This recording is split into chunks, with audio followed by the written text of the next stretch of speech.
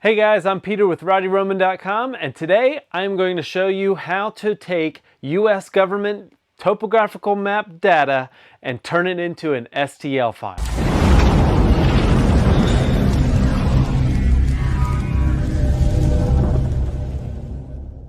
So I had an idea to give an awesome birthday present to my brother who lives in Ketchikan, Alaska, and I wanted to give him a 3D topographical map carved out of wood. So I partnered up with Myers Wood Shop, and he did a video on how to use the Onefinity CNC and cut out the STL file that I created. So let's get started and create that digital STL file. All right, first things first, you're going to want to venture to paulroundtree.weebly.com. Now this guy, based out of Canada, created a application that allows you to take the government topographical data and turn it into an STL. So once you're there and you hit Topo, you're going to scroll down and you're going to see this Dropbox link. That's where we're going to download the application. Now also he says it is up to you, but you can donate $25 to help him further develop this application. I messaged him myself trying to get in touch with him to try to explain that I'm trying to do a video and get some more information and to boost him, but I have not heard back from him.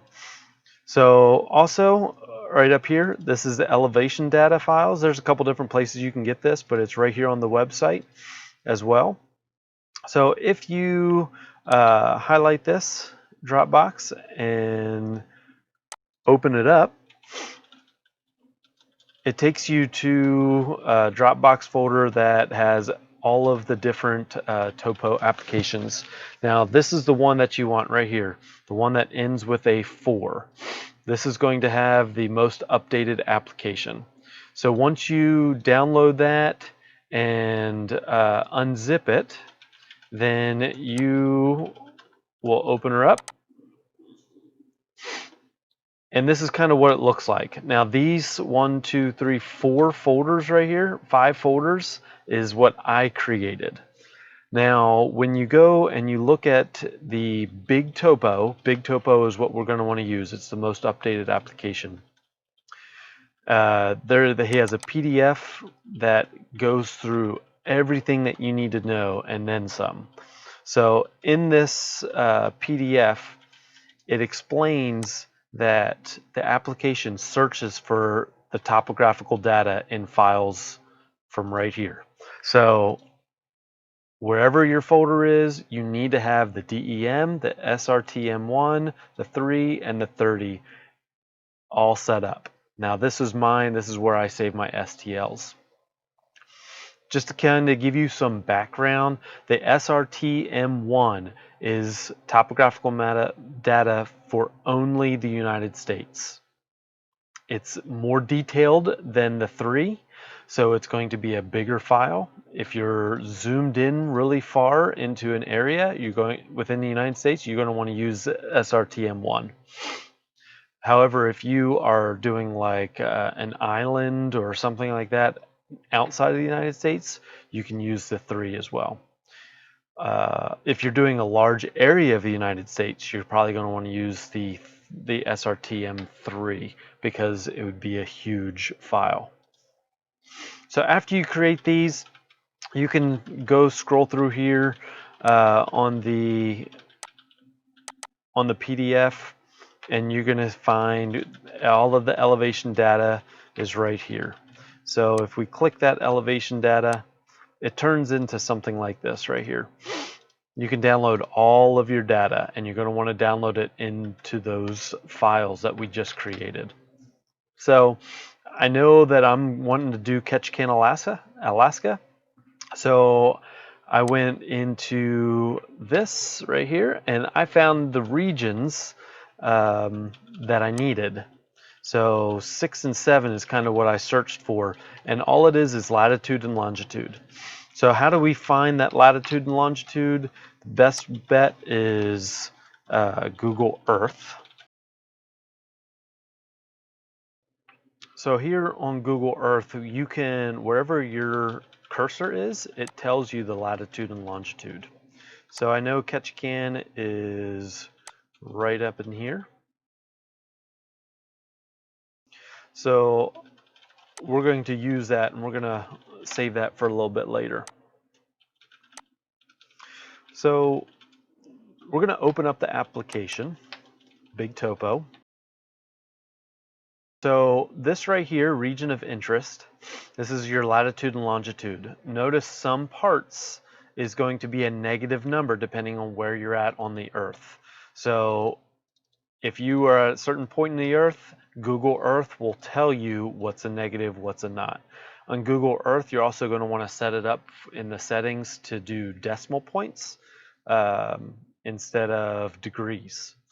So once you have the decimal points and you have Google Earth set up, you'll know exactly what's the negative, what's not.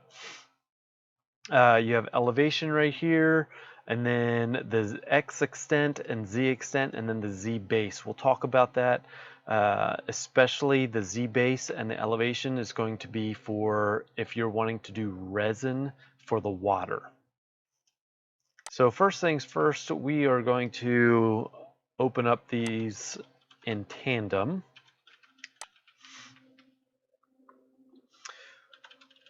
So here is the island, and Ketchikan is right here where this little airport is.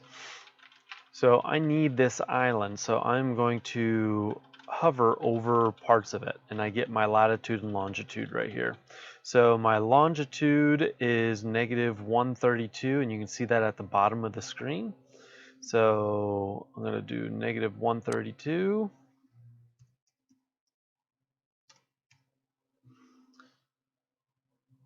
And I'm going to go to -131.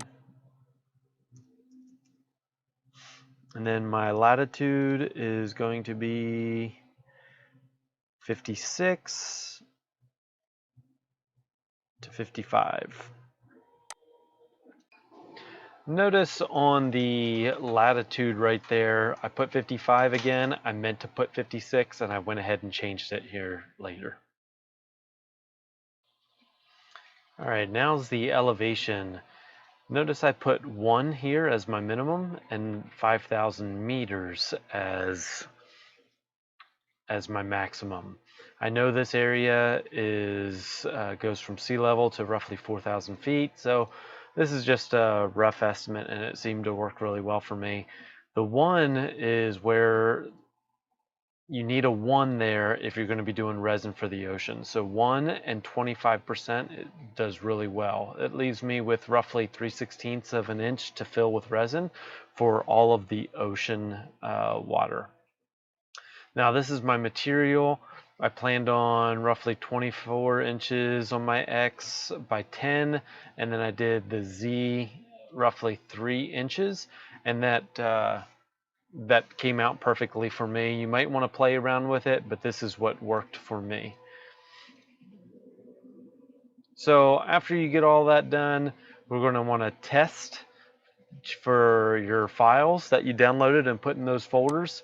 So you can test it, and once it says right down here that they've been found, if it says not found, then you did not put it in the correct folder. So you would need to do that. So after that, and you name everything, you can create your STL file, and it's going to be over 200 megabytes. Click OK.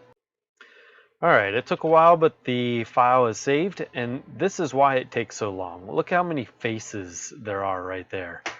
Looks like it's over 3,322,604 faces.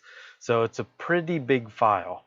But now that it's there, we can go into Vectric or some other 3D visual software, and then we can import 3D component and do our test.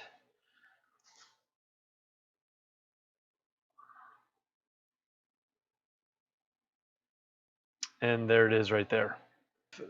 Once I get it set up right here, You can see how I put it on a pedestal. This is that pedestal, that 25% right there. And if we had it at 0, it would go from, it just wouldn't look right. So that's why we put 1 on the elevation for the minimum and then the 25%. And then you can see there's even data right here. Now here in Ketchikan, there is 23-foot tide changes daily. So that's one reason why there's data at negative 18 feet, is because of those tide changes. So there you have it. That is what we do. And then you can use your CNC and carve that out. So there you guys have it. You have your STL file. You're ready to cut or 3D print, whatever you want. So make sure you check out Myers Woodshop and look at his video on how to use the Onefinity CNC to cut that out and how to program it and get all your tool paths correct. Thank you guys for watching. Make sure you like and subscribe to the channel so that you can see all my upcoming projects. Have a great day.